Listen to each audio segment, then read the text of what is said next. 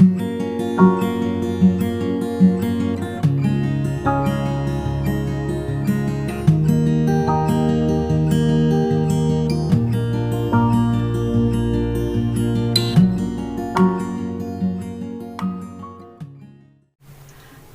Anda mendapatkan sebuah amanat? Misalnya, amanat dari orang tua Anda untuk melanjutkan usaha keluarga. Amanat merupakan pesan dan perintah yang keberadaannya lebih dari sekedar permintaan. Ada wibawa yang mengikat dalam setiap amanat yang akan kita laksanakan. Biasanya, ketika kita menerima suatu amanat, kita akan merasa terbeban untuk memenuhi amanat tersebut. Itulah yang terjadi pada hari ketika Yesus mengumpulkan murid-muridnya sebelum ia naik ke surga. Ia memberikan amanat kepada murid-muridnya, dan kemudian amanat inilah yang dikenal sebagai amanat agung. Bagaimana mengejawantakan amanat agung?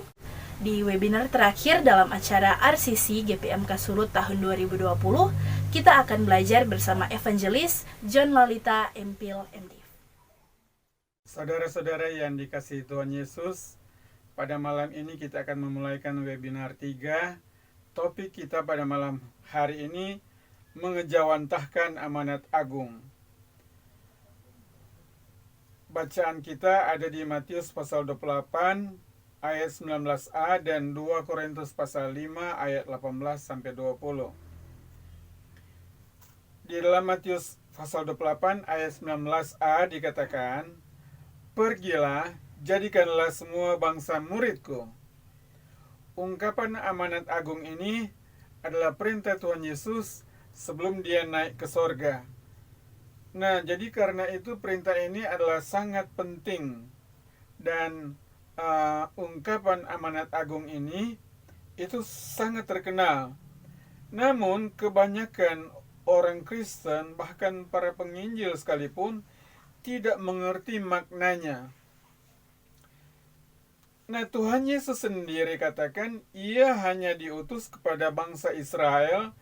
Itu dalam Matius 15 ayat 24, ia sendiri mengatakan, "Aku diutus hanya kepada domba-domba yang terhilang dari umat Israel." Itu juga dikatakan di dalam Roma 15 ayat 8, yang dikatakan bahwa Kristus telah menjadi pelayan orang-orang bersunat. Orang-orang bersunat itu adalah orang-orang Yahudi atau bangsa Yahudi. 12 rasul juga dari Tuhan Yesus diutus hanya kepada bangsa Israel atau orang-orang yang bersunat. Itu bisa kita baca dalam Matius pasal 10 ayat 5 dan 6 ketika Tuhan Yesus mengutus murid-muridnya untuk memberitakan Injil. Nah, Tuhan Yesus mengatakan, jangan pergi kepada bangsa-bangsa lain, bahkan kepada orang Samaria yang merupakan kawin campur antara orang Israel dengan bangsa-bangsa lain, tidak boleh pergi ke sana. Melainkan mereka hanya boleh pergi kepada domba-domba yang terhilang dari bangsa Israel. Kita melihat 12 rasul ini juga hanya melayani orang-orang Yahudi saja. Itu dikatakan dalam Kisah pasal 11, Kisah para Rasul pasal 11, ayat 19b, bahwa mereka itu memang adalah pelayan orang-orang bersunat atau pelayan orang-orang Israel. Artinya mereka hanya diutus kepada bangsa Israel. Mari kita baca ya. Di dalam Galati pasal 2 ayat 7 sampai 9 dikatakan demikian. Tetapi sebaliknya, setelah mereka melihat bahwa kepadaku telah dipercayakan pemberitaan Injil untuk orang-orang tak bersunat, sama seperti kepada Petrus untuk orang-orang bersunat, karena ia telah memberikan kekuatan kepada Petrus untuk menjadi rasul bagi orang-orang bersunat. Ia juga yang telah memberikan kekuatan kepadaku untuk orang-orang tidak bersunat. Dan setelah melihat kasih karunia yang dianugerahkan kepadaku, maka Yakobus, Kefas, dan Yohanes yang dipandang sebagai soko guru jemaat berjabat tangan dengan aku dan dengan Barnabas sebagai tanda persekutuan supaya kami pergi kepada orang yang tidak bersunat dan mereka kepada orang-orang yang bersunat. Nah, kita melihat ulang-ulang dikatakan orang-orang tidak bersunat. Paulus dan teman-temannya seperti Titus dan Timotius itu pergi kepada orang-orang tidak bersunat atau kepada bangsa-bangsa yang lain. Sedangkan Petrus dengan 12 rasul itu pergi kepada orang-orang bersunat atau hanya kepada bangsa Israel. Nah, Injil untuk orang-orang bersunat berbeda dengan Injil untuk orang-orang tidak bersunat. Injil untuk orang-orang tidak bersunat itu adalah Injil yang diterima oleh Paulus dari Tuhan Yesus ketika Tuhan Yesus sudah ada di sorga. Sedangkan Injil yang diberitakan oleh Petrus dan teman-temannya yang 12 rasul, itu mereka membawakan Injil yang diajarkan Tuhan Yesus ketika Tuhan Yesus masih ada di bumi, masih melayani bersama-sama mereka. Nah, kita melihat dalam amanat agung ini dikatakan, pergilah, jadikanlah semua bangsa muridku. Perintah ini, kalau kita lihat dari penjelasan tadi, murid-murid Tuhan Yesus, bahkan Tuhan Yesus sendiri, tidak melaksanakan perintah ini, karena mereka hanya melayani orang-orang Yahudi saja. Kalau ada saja kasus, mereka melayani bangsa-bangsa lain, itu hanya beberapa kasus. Misalkan Tuhan Yesus melayani perempuan orang Kanaan di dalam Matius pasal 15, dan juga seperti kasus di mana Petrus melayani Cornelius, dia juga adalah bangsa lain, bukan bangsa Israel. Dan itu hanya kasus, itu pun mereka itu seperti Cornelius, itu dia itu orang yang mengikuti agama Yahudi dengan taat, dia itu proselit. Dia tunduk kepada hukum Taurat. Sedangkan Injil dari Paulus tidak tunduk kepada hukum Taurat. Sedangkan Injil yang dibawakan oleh Tuhan Yesus dan 12 rasul itu tunduk atau taat kepada hukum Taurat. Nah, kalau begitu, bagaimana kita melihat perintah amanat agung ini? Bahwa Tuhan Yesus memerintahkan untuk menjadikan semua bangsa muridku. Untuk memahami ini, kita harus melihat perintah Tuhan Yesus yang diberikan kepada Paulus dalam 2 Korintus pasal 5 ayat 18, 19, dan 20. Mari kita membacanya. Dan semuanya ini dari Allah yang dengan perantaran Kristus telah mendamaikan kita dengan dirinya dan yang telah mempercayakan pelayanan pendamaian itu kepada kami. Sebab Allah mendamaikan dunia dengan dirinya oleh Kristus dengan tidak memperhitungkan pelanggaran mereka. Ia telah mempercayakan berita pendamaian itu kepada kami. Jadi kami ini adalah utusan-utusan Kristus. Seakan-akan Allah menasihati kamu dengan perantaran kami dalam nama Kristus. Kami meminta kepadamu, berilah dirimu didamaikan dengan Allah. Dia yang tidak mengenal dosa telah dibuatnya menjadi dosa karena kita, supaya dalam dia kita dibenarkan oleh Allah. Inilah sebenarnya Injil yang diberitakan oleh Paulus yang diterimanya dari Tuhan Yesus ketika Tuhan Yesus ada di sorga. Injil ini disebut, kalau kita melihat dalam bacaan kita, itu adalah Allah mendamaikan dunia. Itu Allah mendamaikan dunia itu disebutkan 2 kali dalam bacaan ayat-ayat tadi. Itu kita bisa baca dalam ayat 18 dan 19, itu Allah mendamaikan dunia. Jadi orang-orang percaya yang sekarang ini, sejak Paulus sampai sekarang ini, orang-orang percaya adalah utusan-utusan Kristus untuk membawa berita pendamaian ke seluruh bangsa. Karena memang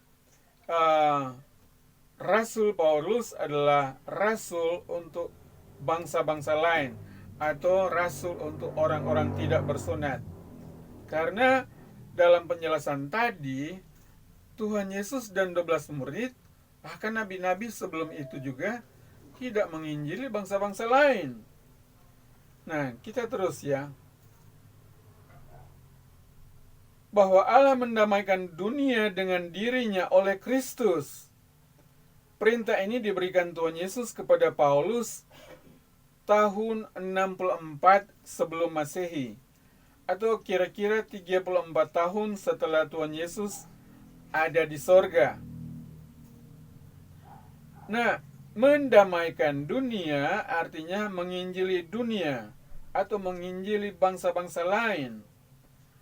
Namun kita lihat tadi dalam penjelasan Tuhan Yesus dan 12 rasul tidak menginjili bangsa-bangsa lain. Nah, itu bisa kita melihat bahwa di dalam Efesus pasal 2 ayat 12 dan 13 itu kita bisa membacanya demikian ya. Efesus 12 ayat 13, ayat 12 dan 13. Bunyinya demikian. Bahwa waktu itu kamu tanpa Kristus, tidak termasuk kewargaan Israel, dan tidak mendapat bagian dalam ketentuan yang dijanjikan, tanpa pengharapan dan tanpa Allah di dalam dunia. Kata kamu di sini adalah bangsa-bangsa lain ya. Kata kamu adalah bangsa-bangsa lain. Jadi kamu di sini adalah orang-orang dari bangsa bukan Israel. Dikatakan bangsa-bangsa lain itu tanpa Kristus tidak termasuk kewargaan Israel, tidak mendapat bagian dalam ketentuan-ketentuan yang dijanjikan kepada nabi-nabi, dan tanpa pengharapan dan tanpa Allah di dalam dunia. Itu adalah gambaran bangsa-bangsa lain pada masa lalu, pada masa perjanjian lama, termasuk pada masa Tuhan Yesus ada di dunia, termasuk pada masa rasul-rasul, 12 rasul, itu sebenarnya adalah masa perjanjian lama. Karena apa? Tuhan Yesus itu menurut Galatia pasal 4 ayat 4 dikatakan demikian. Tetapi setelah genap waktunya, maka Allah mengutus anaknya yang lahir dari seorang perempuan dan takluk pada hukum Taurat. Jadi Yesus dengan 12 murid itu takluk kepada hukum Taurat atau setia kepada hukum Taurat selama pelayanan mereka di bumi ini. Oleh sebab itu, kalau mereka takluk kepada hukum Taurat, sedangkan hukum Taurat itu hanya kepada bangsa Israel. Pada tahun 59 sesudah Masehi, Tuhan Yesus memberikan Injil kepada Rasul Paulus yang kita bisa baca dalam 1 Korintus pasal 15 ayat 2 sampai 4. 1 Korintus pasal 15 ayat 2 sampai 4. Oleh Injil itu kamu diselamatkan asal kamu teguh berpegang padanya seperti yang telah kuberitakan kepadamu. Kecuali kalau kamu telah sia-sia saja menjadi percaya. Sebab yang sangat penting telah kusampaikan kepadamu, yaitu apa yang telah kuterima sendiri, ialah bahwa Kristus telah mati karena dosa-dosa kita, sesuai dengan kitab suci. Injil ini ditulis oleh Rasul Paulus atau diterima oleh Rasul Paulus dari Tuhan Yesus pada tahun 64 sebelum Masehi. Jadi Tuhan Yesus sudah naik ke surga selama kurang lebih 34 tahun. Atau dengan kata lain, Tuhan Yesus tidak memberitakan Injil yang mengatakan bahwa ia telah mati karena dosa-dosa kita ia juga tidak mengajarkan bahwa ia telah bangkit karena memang dia belum mati pada waktu itu. Itu bisa kita lihat dalam penginjilan dari Tuhan Yesus sejak dari Matius pasal 4 ayat 23, Matius pasal 9 ayat 35, bahwa Yesus memberitakan Injil Kerajaan. Itu tidak berisi Injil seperti yang kita berita-beritakan sekarang, bahwa Kristus telah mati karena memikul hukuman dosa kita, atau Kristus telah mati karena dosa-dosa kita, dan bahwa ia telah dikuburkan dan bahwa ia telah dibangkitkan. Bukan itu yang diberitakan oleh mereka pada waktu itu. Ini nanti jauh kemudian, nanti pada waktu Paulus baru mulai diberitakan. Jadi kita lihat ya, murid-murid Tuhan Yesus mulai menginjil. Kalau kita melihat dalam Matius pasal 10 ayat 5 sampai 10, kalau kita melihat mereka diutus untuk pergi menginjili bangsa Israel. Itu kalau menurut data-data yang saya lihat, mereka itu mulai menginjil kira-kira tahun 31 Anno Domini atau tahun 31 sesudah Masehi. Sedangkan Injil yang kita beritakan sekarang itu diterima Paulus pada tahun 59. Itu 1 Korintus 15 ayat 2 sampai 4. Dengan kata lain, Injil yang mereka beritakan itu berbeda dengan Injil yang disampaikan oleh Rasul Paulus.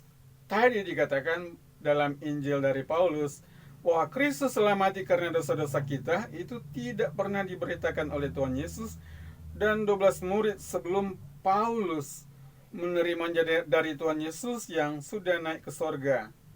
Nah, perbedaan Injil yang diberitakan oleh Paulus dengan 12 rasul serta Tuhan Yesus itu bisa kita lihat di dalam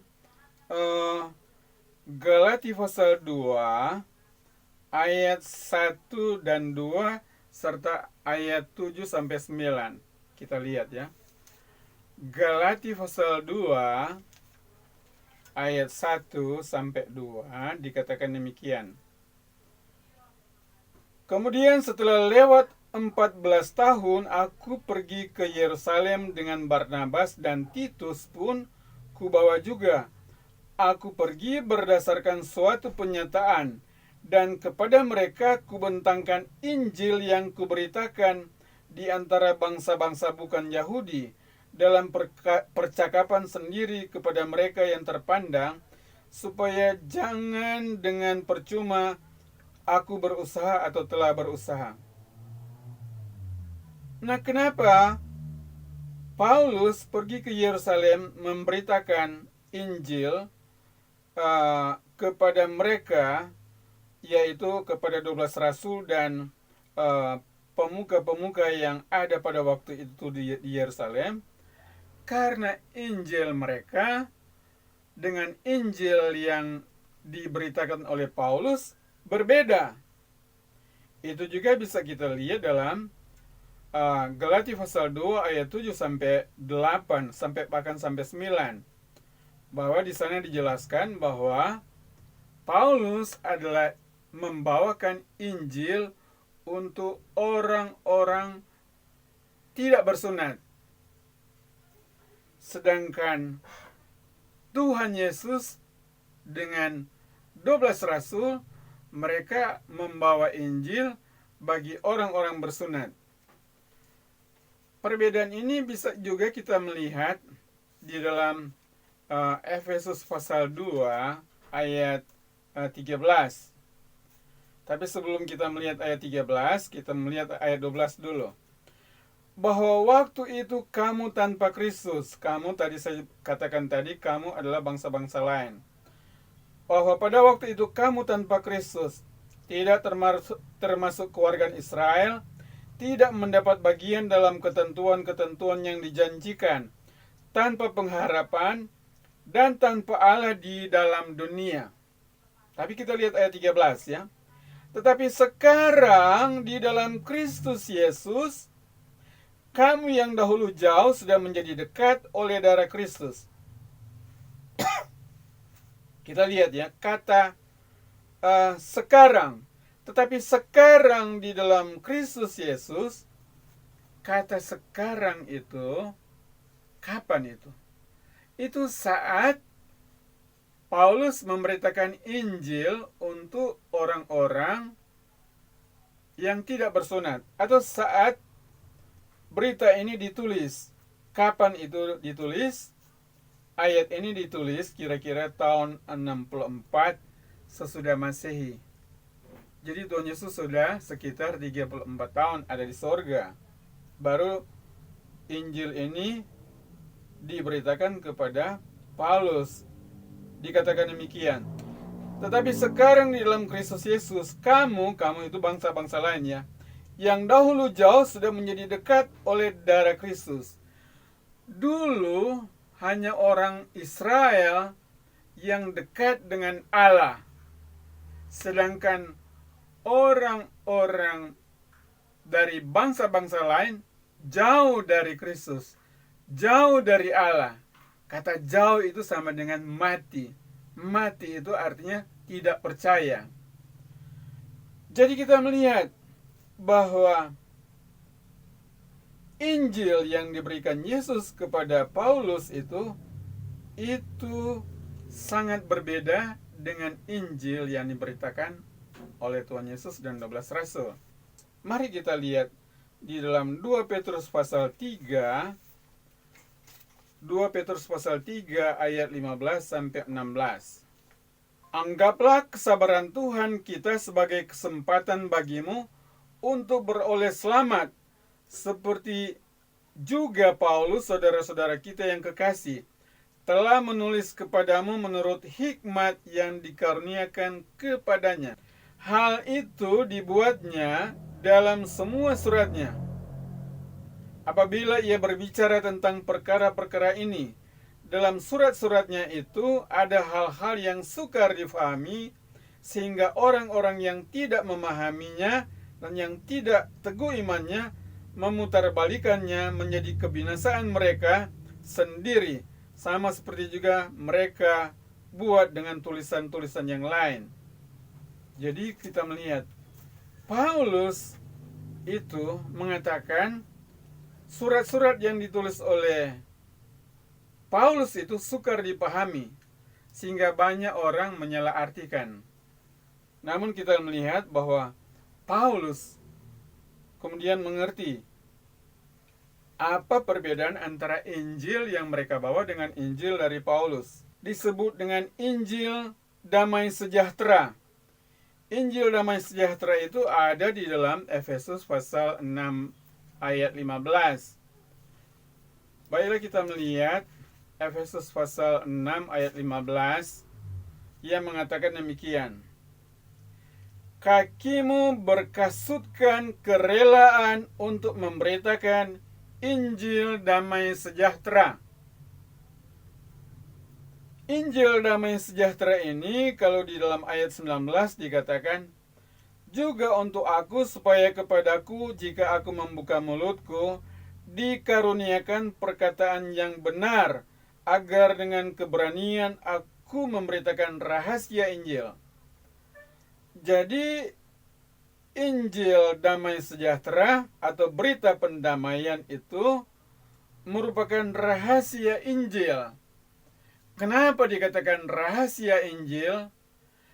Karena rahasia Injil ini tidak pernah dipelajari oleh Paulus dari orang-orang lain, dari nabi-nabi yang lain. Dia tidak pernah belajar dari 12 rasul. Injil ini diberitakan langsung dari sorga kepada Paulus. Itu bisa kita melihatnya di dalam Galatia pasal 1, Galatia pasal 1 ayat 11 dan 12 dikatakan demikian.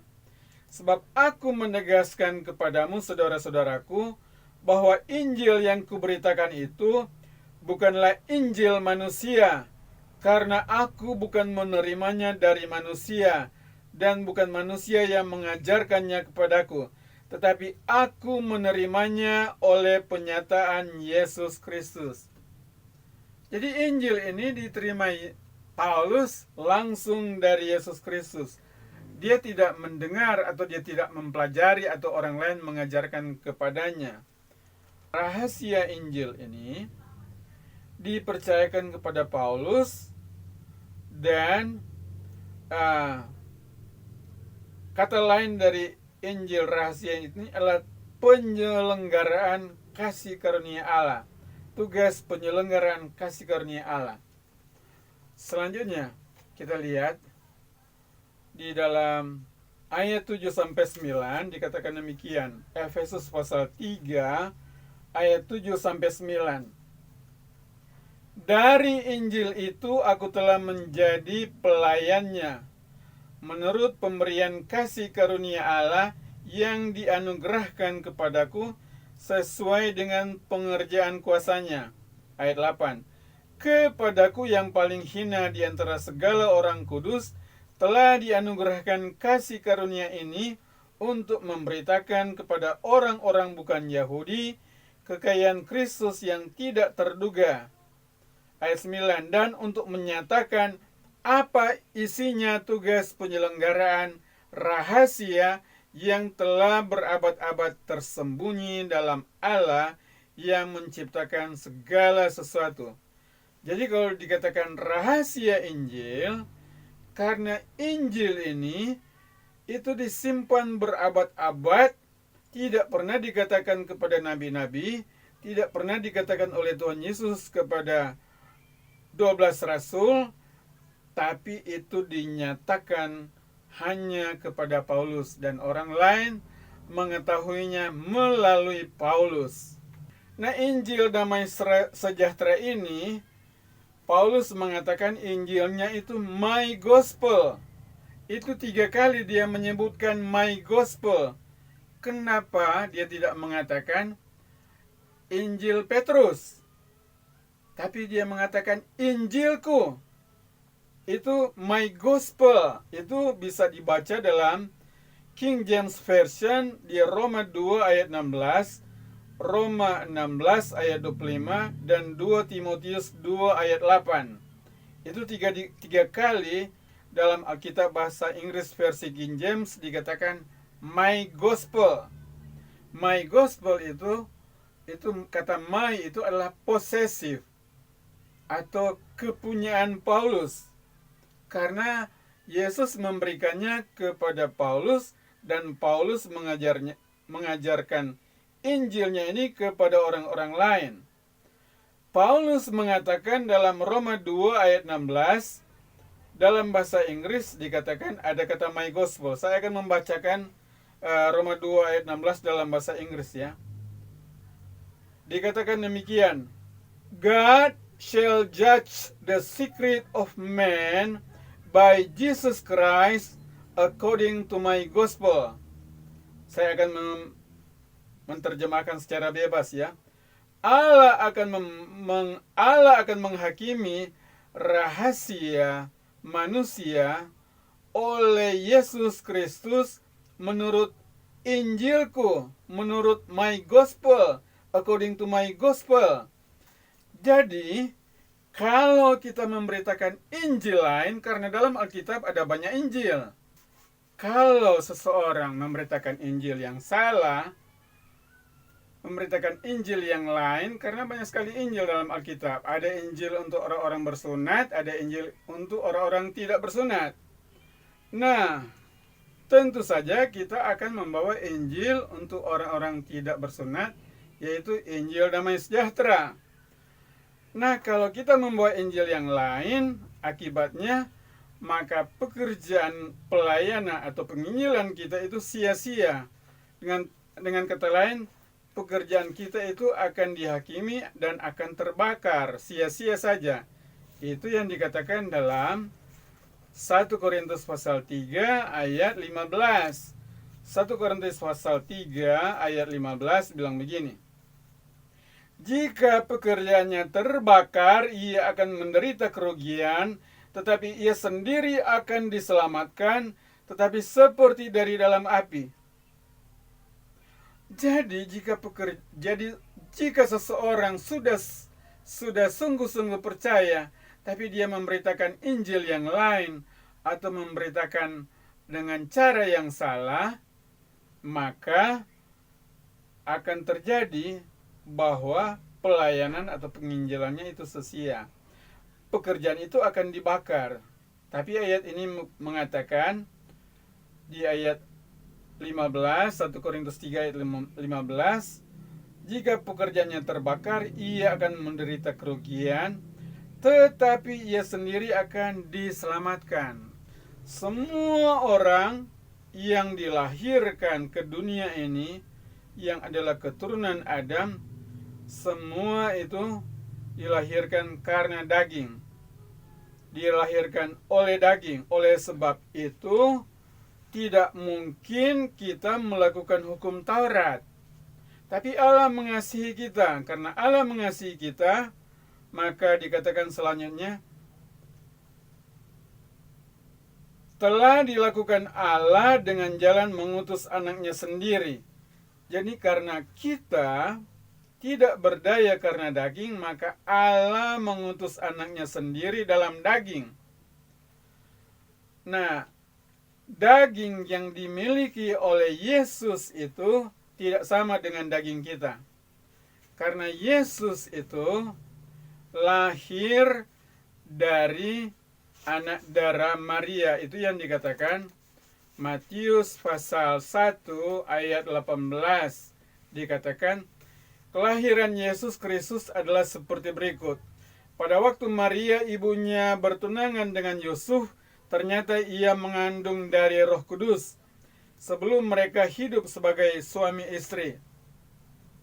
Jadi sebelum Maria dan Yusuf hidup sebagai suami istri, atau dengan kata lain, sebelum mereka melakukan hubungan seks, Maria sudah mengandung dari Roh Kudus.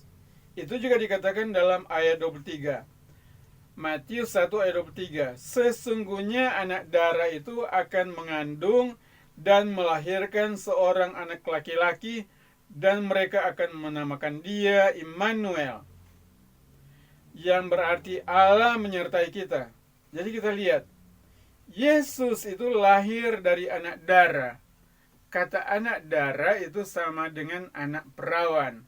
Ini memang sudah ditentukan dari awal, dari Kejadian 3 ayat 15. Di Kejadian 3 ayat 15 dikatakan, Aku akan mengadakan permusuhan antara engkau dan perempuan ini, antara keturunanmu dan keturunannya. Keturunannya akan meremukkan kepalamu dan engkau akan meremukkan tumitnya. Kalau bahasa Inggris dikatakan antara keturunanmu dan keturunannya. Thy seed and her seed. Kata seed itu singular. Jadi her seed itu adalah keturunan perempuan. Kenapa tidak dikatakan keturunan laki-laki atau keturunan Adam pada ayat ini? Karena dari laki-laki itu diturunkan keinginan daging, atau kuasa dosa itu diturunkan dari laki-laki. Di mana ditulis itu? Itu di Roma pasal 5 ayat 12. Roma 5 ayat 12 dikatakan demikian. Sebab itu sama seperti dosa telah masuk ke dalam dunia oleh satu orang, dan oleh dosa itu juga maut. Demikianlah maut itu telah menjalar kepada semua orang, karena semua orang telah berbuat dosa. Ayat ini menjelaskan, dosa telah masuk ke dalam dunia oleh satu orang. Dikatakan dalam Roma 6 ayat 23a, sebab upah dosa ialah maut. Maksudnya, semua orang harus dihukum di lautan api selama-lamanya. Itulah yang dimaksud dengan maut. Tapi Allah mengasihi kita. Itu dikatakan dalam 1 Yohanes 4 ayat 10 yang mengatakan, inilah kasih itu, bukan kita yang mengasihi Allah, tapi Allah yang mengasihi kita dengan mengutus anaknya sebagai pendamaian bagi dosa-dosa kita. Dalam Roma 8 ayat 3 dan 4 dikatakan demikian. Roma 8 ayat 34 bunyinya demikian. Sebab apa yang tidak mungkin dilakukan hukum Taurat karena tak berdaya oleh daging, telah dilakukan oleh Allah dengan jalan mengutus anaknya sendiri dalam daging, yang serupa dengan daging yang dikuasai dosa. Karena dosa, ia telah menjatuhkan hukuman atas dosa di dalam daging, supaya tuntutan hukum Taurat digenapi di dalam kita. Saya akan menjelaskan sedikit ayat ini. Dikatakan bahwa apa yang tidak mungkin dilakukan hukum Taurat karena tak berdaya oleh daging. Semua orang dilahirkan karena keinginan daging. Oleh sebab itu, semua orang tidak berdaya dengan hukum Allah yang kita kenal, hukum Taurat. Tapi Allah yang mengasihi kita, Allah mengutus anaknya sendiri dalam daging, yang serupa dengan daging yang dikuasai dosa karena dosa. Jadi kita memiliki daging yang dikuasai dosa karena dosa. Tetapi Yesus, anak Allah, dia dikirim dalam daging. Itulah sebabnya kita kenal dengan istilah the word become flesh. Itu di dalam 1 Yohanes pasal 1 ayat 14. Nah, daging yang dimiliki oleh Yesus memang serupa dengan daging kita, tapi daging atau tubuh Yesus tidak memiliki keinginan daging atau tidak memiliki keinginan dosa, karena dia tidak mewarisi dosa yang dari Adam. Nah, dalam Roma pasal 3 ayat 25 dikatakan demikian. Roma 3 ayat 25, Kristus Yesus telah ditentukan Allah menjadi jalan pendamaian karena iman dalam darahnya. Hal ini dibuatnya untuk menunjukkan keadilannya. Nah, jadi Kristus Yesus telah ditentukan Allah sejak semula, bahwa hanya darah Yesus yang bisa menghapus dosa kita, hanya darah Yesus yang bisa menebus dosa kita. Nah, pada masa perjanjian lama, orang-orang membawa darah binatang. Jadi orang-orang pada masa perjanjian lama, ketika mereka membawa darah binatang, dosa mereka diampuni, tapi dosanya tetap ada, hanya ditutupi. Dosa itu nanti dihapus oleh darah Yesus. Itulah yang kita tahu dalam Yohanes 1 ayat 9 yang mengatakan, lihatlah anak domba Allah yang menghapus dosa dunia. Tapi darah binatang tidak mungkin menghapus dosa kita. Itu yang dikatakan Ibrani 10 ayat 4 yang mengatakan, tidak mungkin darah lembu jantan atau darah domba jantan dapat menghapus dosa. Nah, jadi memang dari mulanya Yesus itu ditentukan menjadi jalan pendamaian, atau hanya darah Yesus yang bisa menebus atau menghapus dosa kita. Nah, kenapa hal ini dibuatnya? Tadi kita sudah membaca di dalam Roma 8 ayat 3 dan 4. Kita balik ulang. Di sana dikatakan demikian. Ia telah menjatuhkan hukuman atas dosa di dalam daging. Kata ia ini dikatakan dalam Roma 8 ayat 3, ia telah menjatuhkan hukuman atas dosa. Kata ia adalah Allah sendiri. Jadi Allah telah menjatuhkan hukuman atas dosa di dalam daging. bukan di dalam daging kita, tetapi di dalam daging atau di dalam tubuh Yesus Kristus.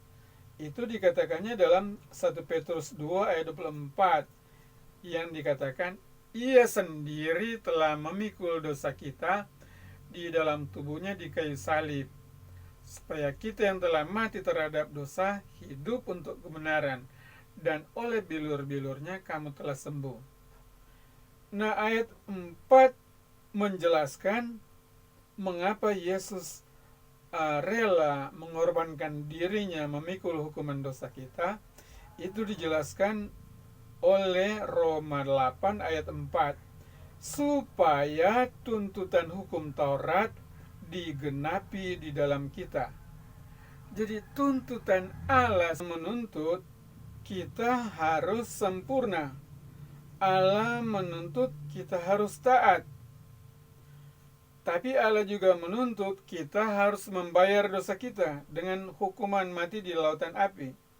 Tapi karena Allah mengasihi kita, maka Allah mengutus anaknya sebagai pengganti kita, dan dia yang menjalani hukuman dosa kita. Itu yang dikatakan dalam Roma 8 ayat 3 di bagian B dikatakan, ia telah menjatuhkan hukuman atas dosa di dalam daging, yaitu di dalam daging anaknya atau di dalam tubuh anaknya. Dengan demikian, tuntutan hukum Taurat supaya kita harus membayar dosa kita sudah dibayar oleh Tuhan Yesus. Itulah sebabnya ada ayat yang mengatakan, kamu bukan lagi milik kamu sendiri sebab kamu telah dibeli dan harganya telah lunas dibayar. Itu 1 Korintus 6 ayat 20. Yesus yang membayar dosa kita, dia membayar dengan mahal, yaitu dengan darahnya atau dengan nyawanya. Itu dikatakan dalam 1 Petrus 1 ayat 18 dan 19. Jadi tuntutan hukum Taurat itu bahwa kita harus taat dan kita harus juga membayar dosa kita, itu telah dipenuhi dengan cara Allah mengutus anaknya yang harus taat sebagai ganti kita.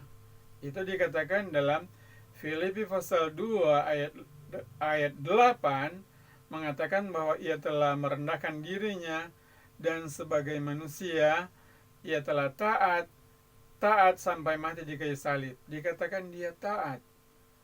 Dari selama hidupnya sampai dia mati dia taat.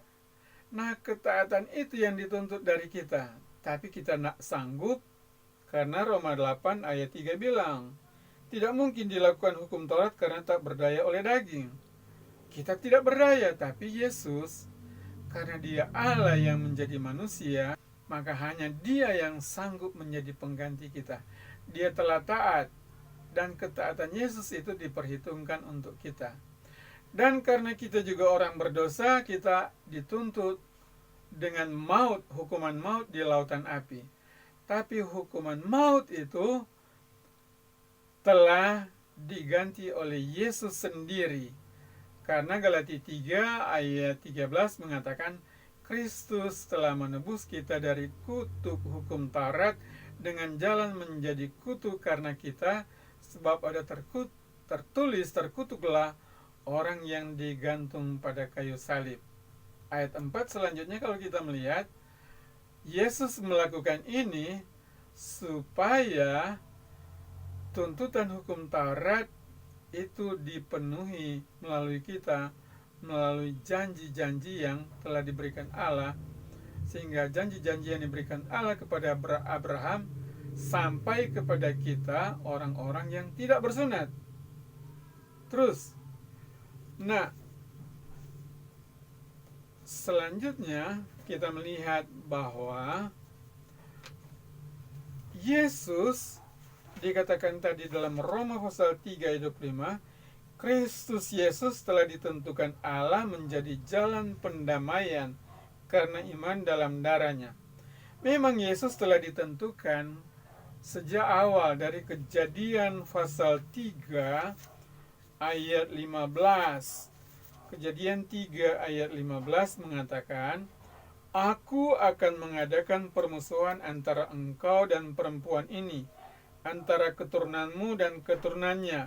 Keturunannya akan meremukkan kepalamu, dan engkau akan meremukkan tumitnya.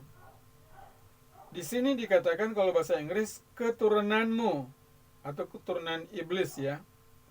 Dikatakan thy seed. Kalau selanjutnya dikatakan keturunannya, her seed. Her seed itu keturunan perempuan. Kenapa dikatakan keturunan perempuan? Karena yang melahirkan juru selamat yang akan menghancurkan kepala daripada si antikristus adalah Yesus. Dan juga yang akan menghancurkan atau mengalahkan iblis adalah Yesus. Nah, oleh sebab itu hanya Yesus yang bisa memenuhi syarat, karena Yesus itu dilahirkan dari perempuan. Kalau hanya dilahirkan dari perempuan, tidak karena keinginan laki-laki, bukan karena keinginan Yusuf. Sebab Yesus itu lahir karena keinginan Roh Kudus. Itu dikatakan dalam Matius pasal 1 ayat 18. Dikatakan kelahiran Yesus Kristus adalah seperti berikut. Pada waktu Maria ibunya bertunangan dengan Yusuf, ternyata ia mengandung dari Roh Kudus sebelum mereka hidup sebagai suami istri. Jadi Yesus itu lahir karena keinginan Roh Kudus, bukan karena keinginan Yusuf. Itu juga yang dikatakan dalam Matius 1 ayat 23. Dikatakan, sesungguhnya anak darah itu mengandung dan melahirkan seorang anak laki-laki, dan mereka akan menamakan dia Immanuel, yang berarti Allah menyertai kita. Nah, jadi Yesus itu dilahirkan oleh perempuan muda, dan dia masih anak darah. Maksudnya bahwa dia itu belum pernah melakukan hubungan seks. Itulah sebabnya dia tidak mewarisi dosa, karena dosa itu diwariskan dari laki-laki atau karena keinginan laki-laki. Itu yang dijelaskan dalam Roma 5 ayat 12. Kita baca Roma 5 ayat 12. Roma 5 ayat 12 mengatakan, sebab itu sama seperti dosa telah masuk ke dalam dunia oleh satu orang, dan oleh dosa itu juga maut. Demikianlah maut itu telah menjalar kepada semua orang, karena semua orang telah berbuat dosa. Ayat ini yang mengatakan satu orang, bahwa melalui satu orang ini dosa telah masuk ke dalam dunia, dan demikianlah maut telah menjalar kepada semua orang. Orang itu adalah Adam, bukan Hawa. Jadi dosa itu diturunkan dari laki-laki, bukan dari perempuan. Nah, Yesus lahir dari perempuan, dari anak darah, bukan karena keinginan dari Maria, bukan karena keinginan Yusuf, tapi karena keinginan Allah. Ia dikandung oleh Roh Kudus, sehingga Maria melahirkan Yesus. Itulah sebabnya maka hanya Yesus yang bisa menebus kita. Pada masa perjanjian lama, orang-orang itu diampuni dosa-dosanya. Itu dikatakan dalam Kisah 10 ayat 43 mengatakan, tentang dialah semua nabi bersaksi bahwa barang siapa percaya kepadanya, ia akan mendapat pengampunan dosa oleh karena namanya. Jadi Yesus itu memang sudah ditentukan dari awal, dan semua nabi itu tahu itu, bahwa kalau mereka percaya kepadanya akan mendapat pengampunan dosa. Dan Ibrani pasal 9 ayat 15 menjelaskan bahwa Yesus itu adalah perantara antara perjanjian baru dengan perjanjian yang pertama. Karena Yesus mati untuk menembus juga dosa-dosa atau pelanggaran-pelanggaran yang terjadi pada masa perjanjian yang pertama atau perjanjian lama itu ada di dalam Ibrani 9 ayat 15. Nah, tetapi mereka itu karena hanya membawa darah binatang tidak dapat menghapus dosa. Dosa mereka nanti terhapus ketika darah Yesus itu tercurah di kayu salib. Karena darah binatang yang dipersembahkan oleh mereka pada masa perjanjian lama itu lambang dari darah Yesus. Itu Roma 10 ayat 1 mengatakan demikian. Jadi dengan pengorbanan Yesus, kita yang percaya menjadi sempurna. Sempurna selama-lamanya itu adalah sempurna dari Yesus yang diberikan kepada orang percaya. Karena waktu kita percaya, terjadi pertukaran. Milik Yesus menjadi milik kita. Milik kita yaitu dosa-dosa kita ditanggung oleh Yesus. Terus, orang percaya pasti menjadi anak Allah.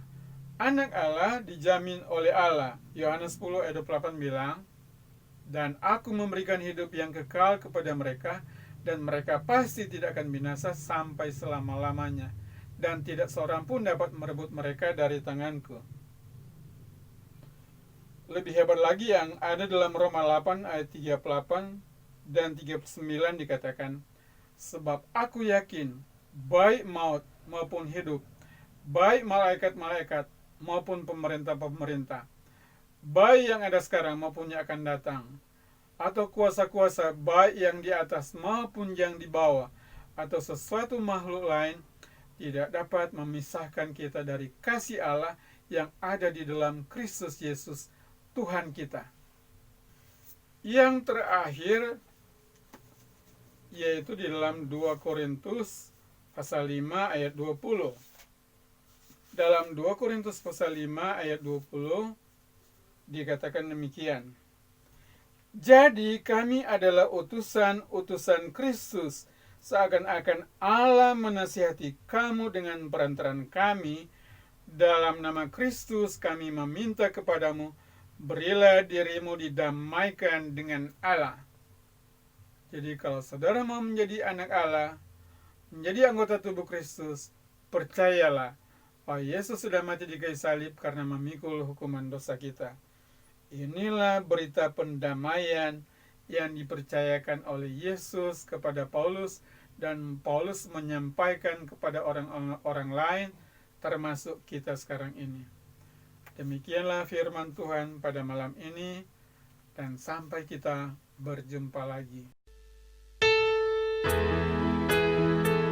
Halo sahabat muda, kami mengundang saudara-saudara untuk mengikuti acara Christmas Celebration hari ini jam 7 malam melalui siaran langsung Facebook GPMK Sulut. Dan bagi peserta Zoom meeting, 30 menit sebelum acara dimulai, link sudah dibuka. Kami berharap saudara-saudara tidak terlambat. Kami tunggu kehadiran saudara-saudara semua.